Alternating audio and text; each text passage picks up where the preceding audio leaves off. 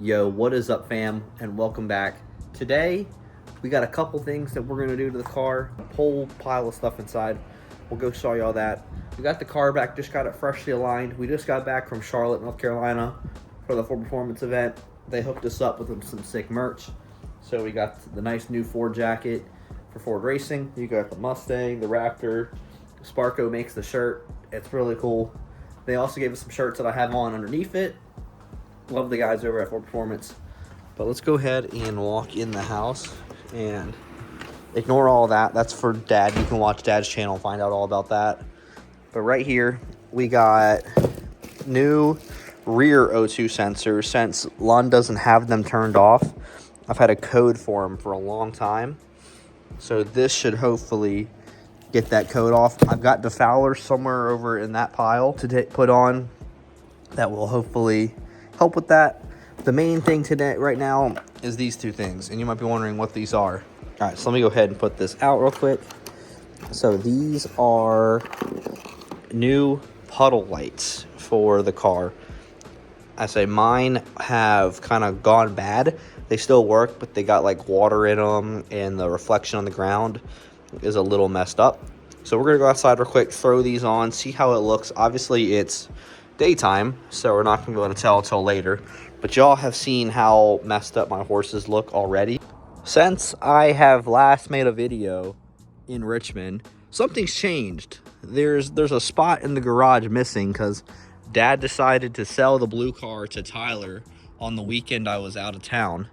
So obviously some of y'all probably follow Tyler now on YouTube because he started his channel just recently and he's been getting in the grind. Once it stops being 20-30 degrees out here every day, or when it stops snowing every 2 seconds, we're gonna be grinding this summer. I say once it gets warmer, spring, summer, we got tons of content planned. We're gonna be grinding, having fun. I say, like, look at this. I have driven the car one time, and that was to take it to the alignment shop so they could fix it, and this was just from the drive home. So I definitely need to go get it washed big time because that looks absolutely terrible and disgusting. And that's literally a 5-minute drive because I have not really driven it since I went to North Carolina, and it was clean when I went there. So we'll definitely have to go do that. I say this looks really bad. But yeah, boys. And so this car is the star of the house now since Dad got rid of the blue car. He still got the Explorer, still got that for Mom, but what we need to do is come over here and come to these puddle lights. What you really want to do is get like a small knife or razor blade or something, pop it in there, pull back the clip, and then it should come right out. So I will see y'all in a sec. All right, so I had to use a box cutter. I was able to pop that one out real quick. And now all we have to do is kind of plug this one back into there and then pop it back into place. And boom, she is in place. You can see the fresh horse reflecting. So later tonight, we'll have to show what that looks like. All right, there we go. And then you should be able to kind of just pull out. It's very hard to do this one-handed, but now it just needs to come out and down, and then we can pull it out, pop the new one in. Just like that. Now we pull out, unplug that, go grab the new one and plug it right back in. If you have puddle lights on your S550 or S650 or S197, I don't know if the S197 ones and the S550 ones are the same, but if so, they're only like 50, 60 bucks. If even, you can find them on an OEM parts website for way less than that. I think I paid 40 for these, for both. And yeah, and so you just get them, pop them in, super easy install. And if you have the horse that's got water in it, or it's got the splashes and cracks through it, easy fix to that to give your puddle lights a better appearance.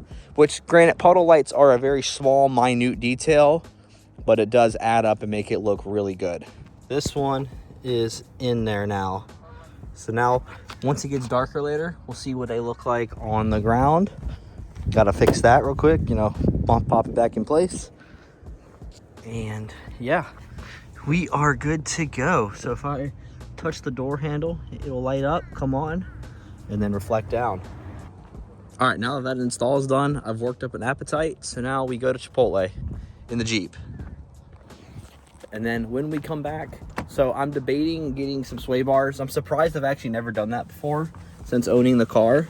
I've yet to ever do sway bars, and I'm looking at them now. I'm either doing BMR, Eibach, or Steeda. I'm leaning more towards Steeda. I want the Steeda stuff because I know it's good. Eibach is pretty good. BMR is pretty good, but I don't really want, I guess, that sway bar. I have a UPR subframe brace on the car as well, but it's a small one. So I'm thinking about getting the Steeda sway bars and the Steeda subframe brace for the IRS. I think it'll look really good and make the car drive a little bit better, and I'll be able to handle and do whatever I want to do. Especially with the springtime, summertime track days coming up. Yeah, we might have to do it.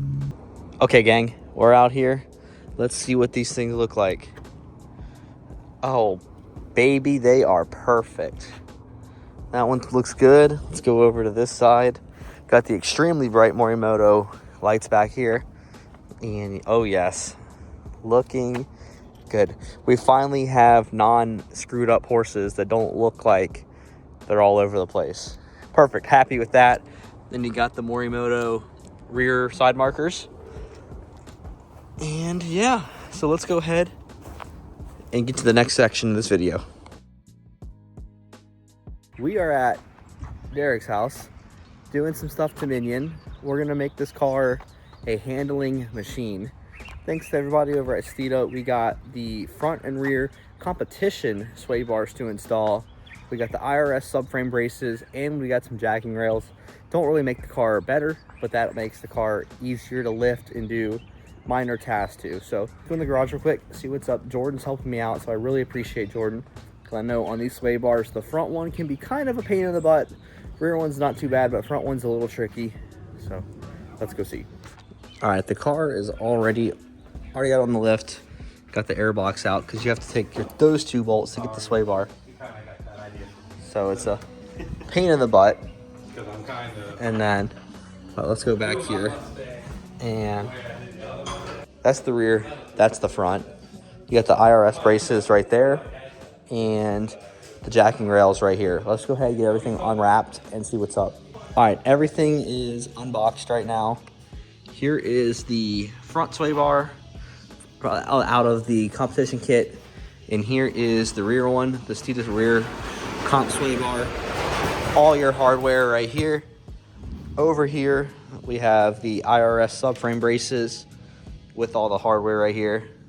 And then jacking rails I have not taken out of the box yet just because I don't need them at the moment. This stuff is the more important pieces. We're going ahead and getting the wheels and stuff taken off. And then good to go. We already got the air box taken out for some of the subframe bolts or sway bar bolts, because those two right there, obviously he got that one already. And that one is, look at him go with that one. Less axis. Yeah, the alternator definitely gets in the way. All right, front sway bar is out. Unwrapping the new and improved blue one. Getting it out wasn't too bad. I had to kind of twist it to get it around some of the suspension components, but not bad. Appreciate Jordan as always for helping me. Yep. Now we got to get this thing cut out. We got new bushings that we got to grease up, pop them on here, and then we'll be good to go. All right, we got the bar uncovered. You just got to cut out the bushings, grease them up, and then they go on right here. So you want to put some grease here and on the bushing, pop them on. Right here for your end link adjustment points. The further to the front of the car you go, the stiffer it'll be. The further back, the softer. So I think we're going to go for this hole to make it a more like mildly soft ride. And if I ever need to adjust, all you got to do is just unbolt the end link, switch your hole to whichever you want to go with. So pretty simple, pretty easy. All right, the front sway bar is in, and she's looking pretty good down there. The yellow with the blue accents kind of pops. Goes with our blue end links over here. And as you can see, we went for the mildly softer ride over here. And now we got to put the airbox and stuff back in, and then we move on to the rear. All right, front wheels are back. Now we're taking the rears off to do the rear setup. So front wheels go on, rear wheels go off, and then come over here and pop on the sway bars. All right, we're starting the back ones now. So this comes off right here, this comes off. Then you got the 2 bolts right here. I think there may be one more thing, and I think that's all. And this one just pops out, and then this one just replaces it. We have to re-grease it, do all that as well. But not bad. The GTS kit is looking right. It's a little dirty. I say it's definitely, looks like I've been rally racing on the beach over here. All right, we got the seat sway bar here next to the factory one. I guess we got. Damn. Watch that one at you. Caught that one. This is like a bracket holder or something. I don't know. We'll figure that out. And then same thing here. You got stiff, I guess here, neutral, soft. We're going for the middle. So let's go ahead and figure out these and then get these put together. There's your grease and stuff. Yay. More gloves. Mm-hmm. All right, we're working on the back right now. So I have the competition rear sway bar.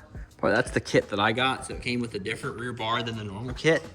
This one includes like a little relocation bracket that goes into the factory hole and kind of pushes it back just a tiny bit. So it'll sit a little bit lower and a little bit further back. And it uses a weird little like Allen head bolt. So we're getting that put in, and then we have to go over there, get all the bushings and stuff attached, and then it'll be ready to get thrown in. All right. Rear one is going in now. Throw in. This is gonna be tough. Oh, baby. All right, last piece is these little lockout plates that go right on there next to the bushing. And then you use this little Allen key to kind of push the bolts back in there. So we're about to go ahead and slap these on. All right, boys. So we are good to go on the sway bars. This thing's gonna handle like a monster now. We got those in there. That's a cool way of doing the brackets. Haven't seen that before. Definitely unique. On the holes, when we come over here, we're sitting in the middle right now. So for the neutral ride, if I would have went further this way, that would be super stiff, and going that way is softer for the rear. So now we have to do the IRS braces. All right, guys, welcome back. We are here installing the Steeda full-length ultra lightweight jacking rails onto the car.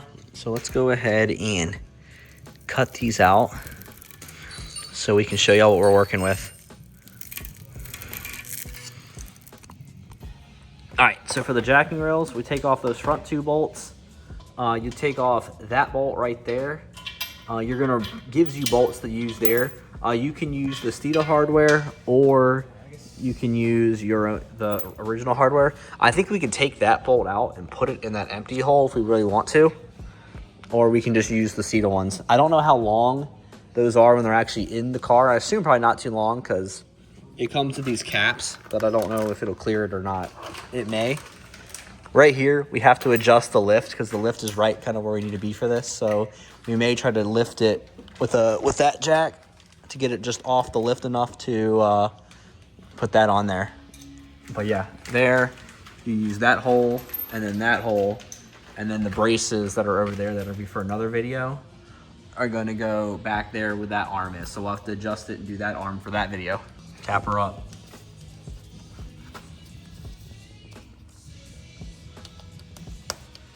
All right, jack rails are done, boys. See y'all later.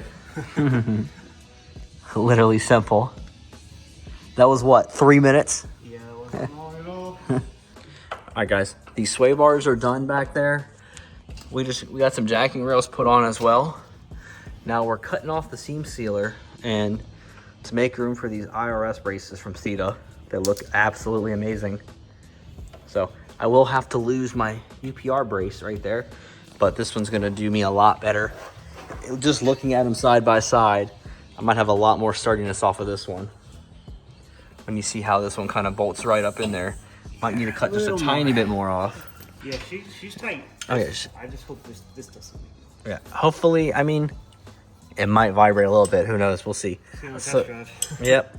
I say, but this one brace is on. You use up here, right behind the jacking rail. Goes back to there. You put a metal plate, which I'll show you on that side when we do that side. Putting in that metal plate right here. Just slides right into the subframe. Bolt that in. If you have the OEM subframe bushing or subframe support, there's going to be a bolt hole to use here. I have this aftermarket subframe support, so unfortunately that bolt's not there. So we're going to just wing it and not put a bolt there because there's nothing, because this isn't threaded. So there's nothing to put there. We're gonna see if we can make it work. This is the bolt that's supposed to go there, right in there. But don't have that. Yeah, there's no hole. If you don't have that there, that's from UPR. I've got that when I got the car. If you don't have that bushing, then you should be fine. But this thing isn't going anywhere. It's held down. We're gonna be fine, and it's gonna handle like a dream. Now we'll run our way over to this side. Go ahead and slide that puppy on in there. Just like that. That's all she needs. The one behind it, good luck, is fun. That one's a fun time. That's for this guy right here. Oh yeah. Big behemoth.